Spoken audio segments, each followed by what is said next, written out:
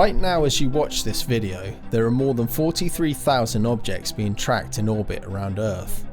Of those 43,000, only about 15,600 are working satellites. The rest? Dead satellites, spent rocket stages, shrapnel bolts, paint chips, and even a spatula that floated out of the space shuttle in 2006. And those are just the ones that we can track. Scientists estimate that there are over 1.2 million pieces of debris larger than 1 centimetre that we cannot even see. The main problem here is that as our skies become ever more full, we drastically increase the risk of one tiny piece of floating metal setting off a catastrophic chain of events that could see mass communication outages, loss of scientific equipment, and rain and debris falling from the sky. The question is, how close are we really to this happening, and what is being done to stop it? Let's start with something that sounds simple but isn't. Where do you actually put a satellite?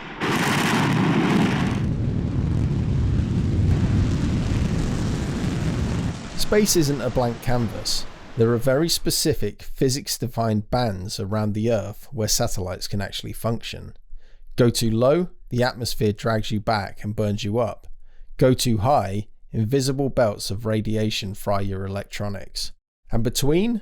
That's the orbital real estate, and it's filling up fast. There are 3 main altitude zones. First, low Earth orbit, or LEO. This starts at about 160 kilometers above Earth's surface and goes up to 2,000 kilometers, covering 309 billion cubic miles of space. This is where most of the action is. The International Space Station, Starlink satellites, and Earth observation satellites. 75% of all catalogued objects in orbit are here in LEO. This not only represents the most densely populated portion, but also the smallest by volume, and where the key problematic area is. However, the advantage of low Earth orbit is this: speed and signal strength. Satellites here are close enough that data travels fast, just 20 to 100 milliseconds of latency. Your Netflix buffer barely notices. But at these altitudes, Earth's gravity still has a strong grip. Satellites need to travel at roughly 7.8 kilometers per second, around 28,000 kilometers per hour, just to stay in orbit, which means that if they slow down even slightly, they fall. Second zone, medium Earth orbit, MEO. From 2,000 kilometers all the way up to around 35,000 kilometers. This is 31 quadrillion cubic miles. This is where GPS satellites live. Your phone knows where you are right now because of a constellation of 31 satellites sitting in medium Earth orbit at about 20,200 kilometers up. And third, geostationary orbit, GEO.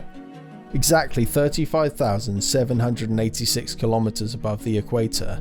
This is the sweet spot where a satellite orbits at exactly the same speed as Earth rotates. So from the ground it looks like it's standing still. That's why your satellite TV dish is fixed.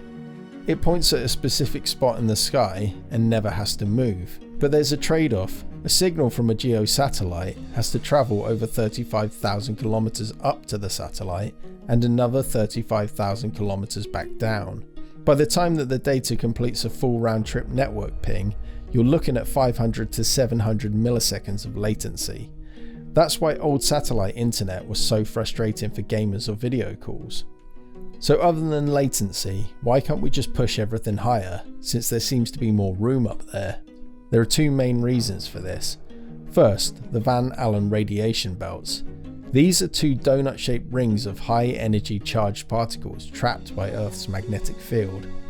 The inner belt starts just 1,000 kilometers up and peaks around 2 to 5,000 kilometers. Electronics exposed to the inner belt degrade rapidly. Sustained operation in there is essentially impossible for most hardware. Second, signal physics. The power of radio signal decreases with the square of the distance. Double the altitude and the signal is 4 times weaker. At GEO, you're already at the edge. Go higher and you need increasingly massive antennas to power the source to maintain communications. The economics stop working. And why can't we go lower? Because at altitudes below 300 kilometers, Earth's atmosphere, thin as it is, still creates enough drag to slow satellites down. Orbital decay sets in within weeks. That's actually useful for disposing of dead satellites, but it also means that anything below 300 kilometers is a temporary resident. Here's the critical part. At 500 kilometers, where many Earth observation satellites operate, atmospheric drag is still there but very faint.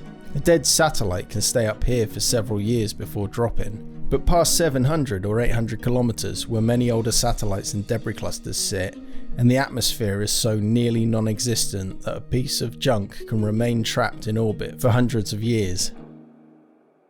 Now let's put numbers to this. If you look at the data, the scale of the problem depends on who you ask, but both answers are alarming. According to the ACCU Space Debris Report, which relies on strict catalogue data, there are 33,269 major objects explicitly tracked in orbit. Of those, 17,682 are classified as payloads, while the rest are a mix of spent rocket bodies and debris fragments. On paper, that means nearly 47% of what's up there is verified space junk. But the European Space Agency paints an even more urgent picture. The ESA's real-time monitoring network tracks a broader pool of over 40,000 total objects. And here's the kicker. ESA estimates that only about 11,000 of those are active working payloads. When you bridge the gap between these two reports, a sobering truth emerges. Between dead satellites that are no longer controlled and the shattering fragments of old space missions, up to 70% of the tracked objects currently screaming around our skies serve absolutely no purpose. In 2024 alone, over 3,000 new tracked objects were added as the result of fragmentation events, explosion, collisions, and breakups. And below that, the invisible layer, an estimated 1.2 million pieces of debris between 1 centimeter and 10 centimeters that no telescope or radar can reliably track. Too small to see, big enough to destroy a spacecraft on impact. The ACCU report tracks which countries contribute to the most debris. The top 3: China, the US, and the CIS, which is the Commonwealth of Independent States. Russia scores the highest historically. Russian origin debris comes from the old Soviet Cosmos program. Hundreds of military satellites from the 1970s and 80s, many of which broke apart. Some were nuclear powered. On the other hand, China leads by debris intensity score by country, which is the number of debris objects in orbit per active satellite. China had a single event that changed the debris landscape permanently. In 2007, China tested an anti-satellite missile by destroying one of its own weather satellites, Fengyun 1C, at 865 kilometers altitude.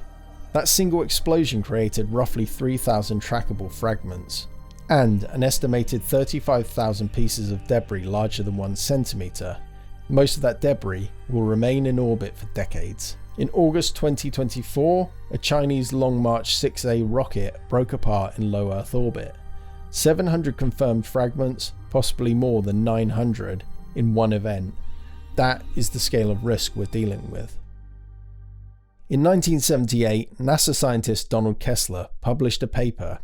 He described a scenario so concerning that space agencies still talk about it today.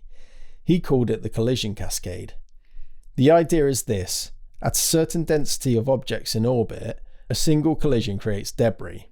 That debris hits other satellites and debris, creates more debris, which hits more things. An exponential chain reaction that we cannot stop, and it cannot be cleaned up fast enough because new debris is being created faster than it decays. Here's the physics that make this terrifying. Debris in low Earth orbit travels at 7 to 8 kilometers per second. That's 25,000 kilometers per hour. A fragment the size of a marble carries the kinetic energy equivalent to a hand grenade. A 10 centimeter piece is a car crash at those speeds.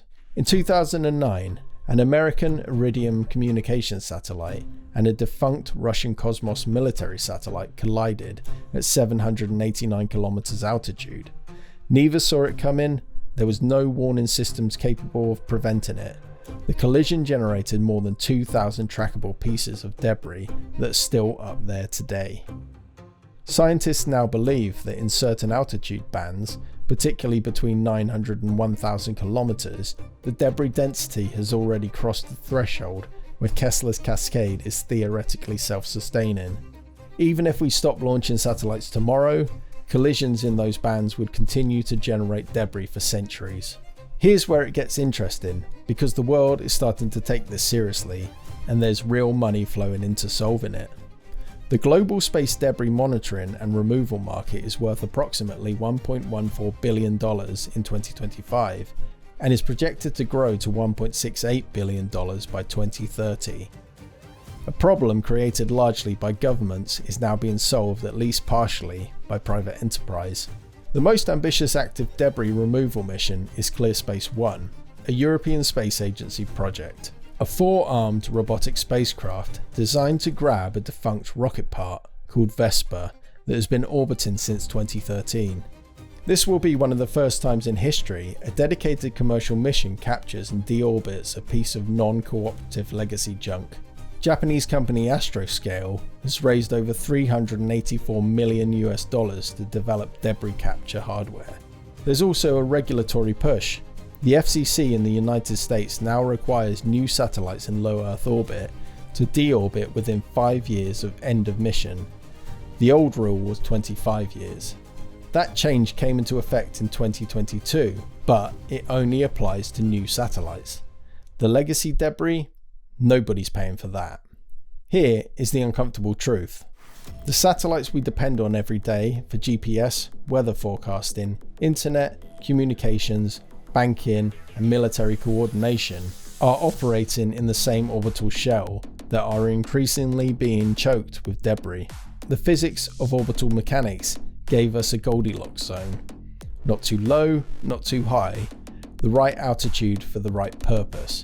But nobody planned for what happens when that zone gets full. After all, 309 billion cubic miles is a lot to fill.